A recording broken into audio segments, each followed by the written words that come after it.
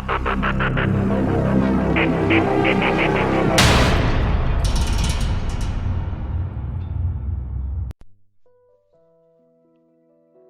everyone, welcome to Developers Life. I am Sena. இன்னைக்கு நம்ம என்ன பார்க்க போகிறோம்னா IndiCube ஸ்பேஸ் லிமிடெட் ஐபிஓ பற்றி பார்க்க போகிறோம். இதை அப்ளை பண்ணலாமா வேணாமா அப்படின்ற டீட்டெயில்ஸை நம்ம ஒன் பை ஒன்னாக பார்க்கலாம். ஸோ இந்த வீடியோவில் ஃபஸ்ட்டு நம்ம கம்பெனியோட ப்ரொஃபைல் பார்க்க போகிறோம்.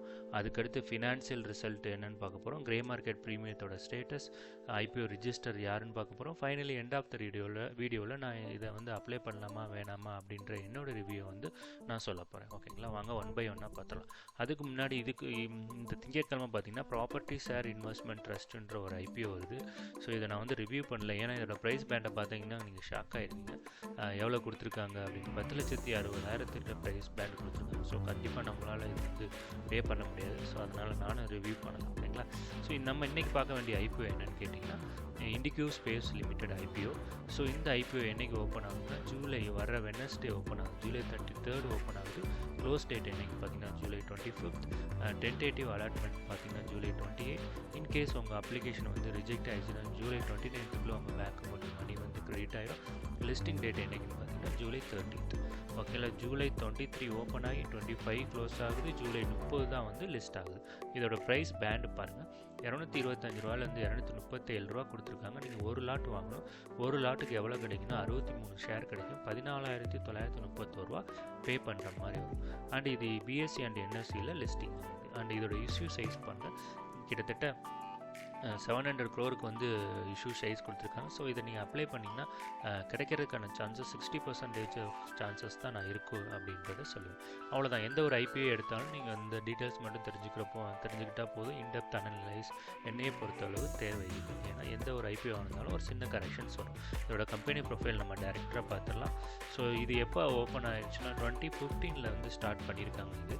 ஸோ இது பேசிக்காக இந்த IndiCube ஸ்பேஸ் லிமிடெட் அப்படின்றது என்னென்னு பார்த்தீங்கன்னா, இந்த ஸ்பேசஸ்ன்றத வேர்டு மீன் பண்ணிக்கங்க.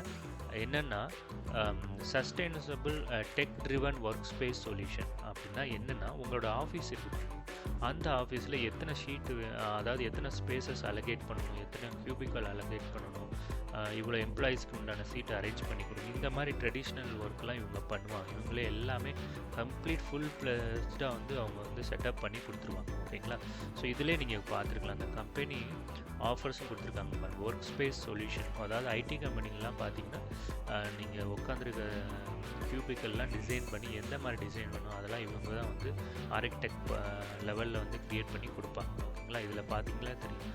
Corporate hubs and branch offices. ஓகேங்களா, இன்டீரியர்ஸ், அம்யூனிட்டிஸ் அண்ட் சர்வீசஸ். நிறைய பேர் பார்த்தீங்கன்னா ஒரு ஐடி கம்பெனி உள்ளே போய் பார்த்தீங்கன்னா நம்ம டெக்கரேட்டிவ்லாம் பண்ணி வச்சுருப்பாங்க. டெக்கரேட்டிவாக இருக்கும், உள்ளே போனீங்கன்னா அவ்வளோ அழகாக பண்ணி வச்சுருப்பாங்க. ஸோ அந்த மாதிரி ஒர்க்லாம் இந்த மாதிரி கம்பெனிகிட்ட கொடுத்துட்டா இவங்க வந்து டேக் கேர் பண்ணிக்கிறாங்க. ஓகேங்களா, கிட்டத்தட்ட 115 சென்டர் அக்ராஸ் 15 சிட்டிஸில் இருக்காங்க. ரொம்ப முக்கியமானது இது வந்து 105 ஆப்ரேஷனல் சென்டர்ஸ் இருக்குது இவங்கள்ட்ட. ஓகேங்களா, கிட்டத்தட்ட எவ்வளவு 8.4 மில்லியன் ஸ்கொயர் ஃபீட் ஏரியா வந்து இவங்க அண்டர் மேனேஜ்மெண்ட் இவங்க வந்து கவர் பண்ணியிருக்காங்க, அதாவது செஞ்சு கொடுத்துருக்காங்க. ஓகேங்களா, டோட்டல் சீட்டிங் கெப்பாசிட்டியை பாருங்கள் எவ்வளோ இருக்கணும். 1,86,719 சீட்டிங் வந்து இவங்க வந்து அரேஞ்ச் பண்ணியிருக்காங்க. அதாவது ஒரு ஃப்ளோரை வந்து மொத்தமாக எம்டியாக கொடுத்துருப்பாங்க, ஆனால் இவங்க வந்து தான் எல்லாம் பண்ணி கொடுப்பாங்க. அதில் வந்து பேண்ட்ரியாக இருக்கட்டும், கேஃபேட்டேரியா அலைன்மெண்ட்டாக இருக்கட்டும், நீங்கள் விண்டோ சைடு சீட்டிங்காக இருக்கட்டும், மீட்டிங் ரூமாக இருக்கட்டும், எல்லாமே இந்த மாதிரி வந்து டெக்கரேட்டிவ் பண்ணி கொடுத்துருவாங்க. ஓகேங்களா, இப்போதைக்கு வந்து 5 நியூ சிட்டிஸில் இருக்குது. ஓகேங்களா, இவ்வளோ தான். இந்த டீட்டெயில்ஸ் மட்டும் நம்ம தெரிஞ்சுக்கிட்டா போதும். இதில் வந்து பார்த்திங்கன்னா இவங்க க்ரோ, பெஸ்போக், ஒன்ஸ் இது மாதிரி நிறையா கொடுத்துருக்காங்க. ஸோ இது இவங்க மட்டும் இல்லாமல் ஃபெசிலிட்டி மேனேஜ்மெண்ட் சர்வீஸ்லேயும் இவங்க இருக்காங்க. அண்ட் அசட் மேனேஜ்மெண்ட் சர்வீஸ்லேயும் இருக்காங்க. ஸோ கம்ப்ளீட்டாக இவங்க வந்து டேக் ஓவர் பண்ணிக்கிடுவாங்க. ஒரு ஐடி கம்பெனியில் பார்த்தீங்கன்னா ஈவன் இந்த செக்யூரிட்டி ப்ரொவைட் பண்ணுறதா இருந்தாலும் இவங்க வந்து எடுத்துக்கிறாங்க.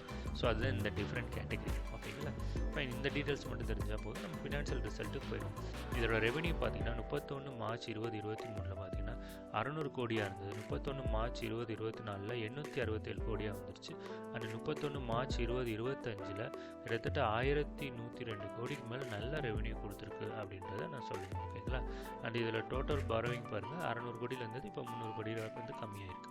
ஸோ இது ஒரு கவனிக்க வேண்டிய விஷயம். ஸோ ஒரு நல்ல கிராஜுவலான ரெவன்யூ தான் கொடுத்துருக்கு அப்படின்றத நான் சொல்லுவேன்.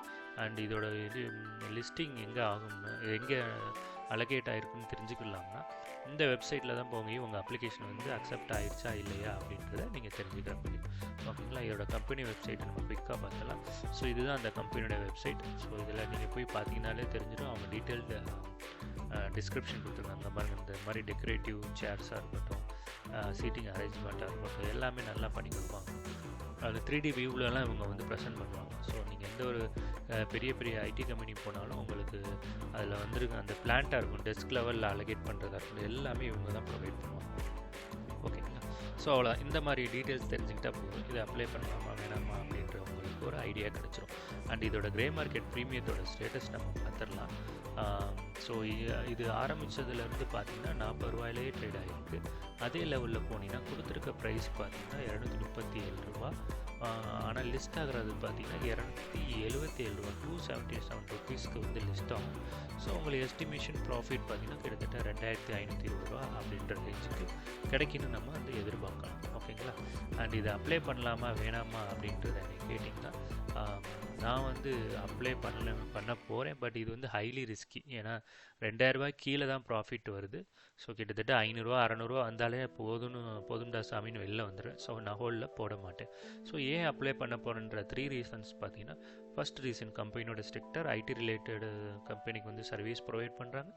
செகண்ட் வந்து ஃபினான்ஷியல் ரிசல்ட், அதுவும் கிராஜுவலாக ஏறி இருக்குது. தேர்ட் வந்து கிரே மார்க்கெட்டோட ப்ரீமியம், அதாவது ஐபிஓ வர்றதுக்கு முன்னாடி இது ட்ரேட் ஆகிட்டு இருக்கு. அதில் பார்த்தீங்கன்னா நான் ஒரு 40 ருபீஸில் ட்ரேட் ஆகிருக்கனால கிட்டத்தட்ட ஒரு 15% கிட்ட ரிட்டர்ன்ஸ் வரும்னு எதிர்பார்க்கலாம். ஸோ இந்த காரணங்களுக்காக நான் வந்து அப்ளை பண்ண போகிறேன். நீங்களும் இதே மாதிரி அப்ளை பண்ணலாமா வேணாமா அப்படின்ற டிசிஷன் எடுங்க. இன்கேஸ் உங்களுக்கு அப்ளிகேஷன் அக்செப்ட் ஆகிடுச்சுன்னா வித்தின் 5 ஹவர்ஸ்க்குள்ளே நீங்கள் வெளியில் வர்றது ரொம்ப ரொம்ப நல்லது. ஹோலில் போட்டுட்டு அடுத்த நாள் போயிடாதீங்க. இப்போ மார்க்கெட்டோட சிச்சுவேஷன் ரொம்ப சரியில்லை. ஓகேங்களா, இதே மாதிரி உங்களை இன்னொரு வீடியோவில் சந்திக்கிறேன். அண்டில் தென், தேங்க்யூ, பாய் பாய்.